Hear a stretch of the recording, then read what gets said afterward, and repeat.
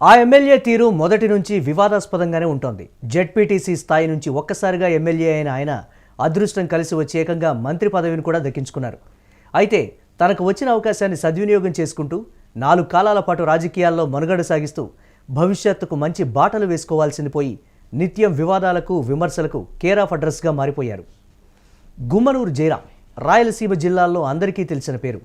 ప్రస్తుతం ఆయన వ్యవహారమే రాష్ట్ర వ్యాప్తంగా చర్చకు తెరతీసింది. కాంట్రాక్టు పనుల్లో కమిషన్ కోసం ఏకంగా సొంత పార్టీ ఎంపీకే ధమ్కీ ఇచ్చిన నేతగా ఆయన ప్రస్తుతం వార్తల్లో ఉన్నారు. కర్నూలు జిల్లా ఆలూరు నియోజకవర్గం చిప్పగిరి మండలం గుమ్మనూరు ఈయన స్వగ్రామం.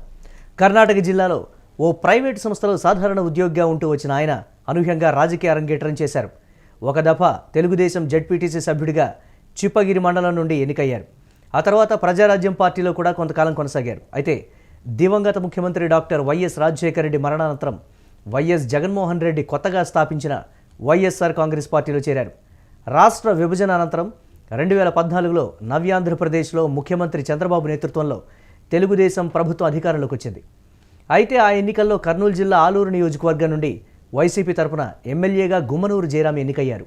ఆ తర్వాత 2019లో జరిగిన సార్వత్రిక ఎన్నికల్లో రాష్ట్ర వ్యాప్తంగా జగన్ ప్రభంజనం వీచడంతో గుమ్మనూరు జయరాం రెండోసారి కూడా ఎమ్మెల్యేగా గెలుపొందారు. రాయలసీమ జిల్లాల్లో బీసీ వాల్మీకి బోయ సామాజిక వర్గం నుండి ఎమ్మెల్యేగా గెలుపొందిన ఒకే ఒక్కరు గుమ్మనూరు జయరాం. దీంతో సామాజిక సమీకరణలో భాగంగా అప్పటి వైఎస్ జగన్మోహన్ రెడ్డి కేబినెట్లో గుమ్మనూరు జయరాంకు కార్మిక శాఖ మంత్రిగా చోటు లభించింది. అయితే ఆ ప్రభుత్వ హయాంలో ఆయన పలు వివాదాలు, విమర్శలు, ఆరోపణలు ఎదుర్కోవాల్సి వచ్చింది. గత వైసీపీ ప్రభుత్వ హయాంలో దుమారం రేపిన ఈఎస్ఐ కుంభకోణంలో ప్రధాన సూత్రధారి గుమ్మనూరు జయరామని పెద్ద ఎత్తున అప్పట్లో విమర్శలు కూడా వచ్చాయి.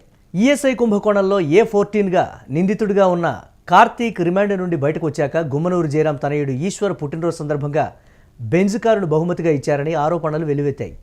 ఆ ఈఎస్ఐ కుంభకోణంలో ప్రధాన సూత్రధారి గుమ్మనూరు జయరామే అంటూ ఆయనను మంత్రి పదవి నుంచి తప్పించి వచ్చిన అభియోగాలపై న్యాయ విచారణ జరిపించాలని టీడీపీ నేత అచ్చెన్నాయుడు డిమాండ్ చేశారు. అప్పటి టీడీపీ జాతీయ ప్రధాన కార్యదర్శి నారా లోకేష్ కూడా ఈఎస్ఐ కుంభకోణంలో ప్రధాన సూత్రధారి గుమ్మనూరు జయరామే అంటూ తన ట్విట్టర్లో పేర్కొన్నారు.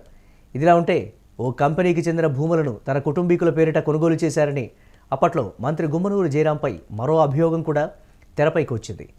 అయితే 2024లో జరిగిన సార్వత్రిక ఎన్నికల్లో వైఎస్ జగన్మోహన్ రెడ్డి గుమ్మనూరు జయరాంకు ఆలూరు టికెట్ను కేటాయించేందుకు నిరాకరించారు. అవసరమైతే కర్నూలు ఎంపీగా పోటీ చేయాలని ఆదేశించారు. ఇందుకు గుమ్మనూరు జయరాం ససేమిరా అంగీకరించలేదు. దీంతో ఆలూరు వైసీపీ టికెట్ చిప్పగిరి మాజీ జెడ్పీటీసీ సభ్యుడు విరూపాక్షికి ఇచ్చారు. ఈయన కూడా వాల్మీకి బోయ సామాజిక వర్గానికి చెందినవారే.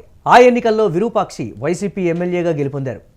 ఆలూరు నియోజకవర్గం వైసీపీ టికెట్ దక్కకపోవడంతో గుమ్మనూరు జయరాం వ్యూహాత్మకంగా వ్యవహరించి తెలుగుదేశం పార్టీ తీర్థం పుచ్చుకొని ఎవరూ ఊహించని విధంగా అనంతపురం జిల్లా గుంతకల్లు టికెట్ను పొందారు.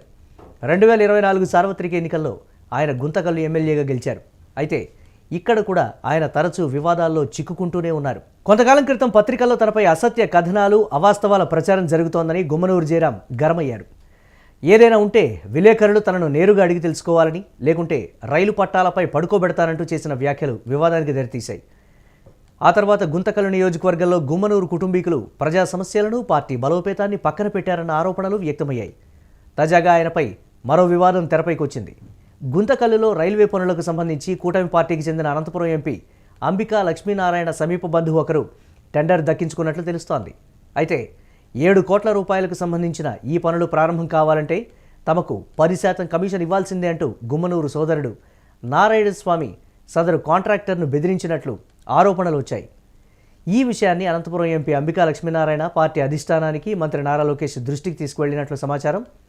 జరిగిన సంఘటనపై మంత్రి నారా లోకేష్ ఆరా తీసినట్లుగా తెలుస్తోంది. మరోవైపు తమపై అధిష్టానానికి కంప్లైంట్ చేస్తే మాకేంటి, ఇది మా సామ్రాజ్యం, మా ఇలాకాలో పనులు చేసేటట్లయితే తాము అడిగిన కమిషన్ను ముట్టజెప్పి తీరాల్సిందే, లేదంటే సదరు పనులను ఆపేసి సామాగ్రిని ఎత్తుకువెళ్తామని బెదిరించినట్లుగా గుమ్మనూరు జయరాంపై ప్రచారం జరుగుతోంది. అయితే దీనిపై ఇప్పటివరకు ఎమ్మెల్యే జయరాం నుండి ఎలాంటి ఖండన రాలేదు.